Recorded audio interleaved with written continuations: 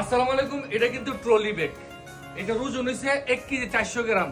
এটা কিন্তু বিমান বাংলাদেশে চলে।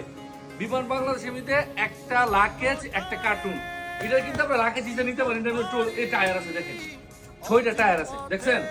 আর এটার মধ্যে সামান আপনি বিমান বাংলাদেশে সর্বোচ্চ আপনি 45 কেজি সামান 2টা নিতে পারবেন। একটা লাকেজে 45 কেজির মধ্যে, লাকেজের মধ্যে থাকবো অর্ধেক, অর্ধেক থাকবো একটা কার্টুনের মধ্যে। তো আপনি লাকেজ হিসেবে নেবেন, ক্যারি করা যাবো। এটার মধ্যে অলরেডি 25 কেজি মনে আছে, একদম ইজি।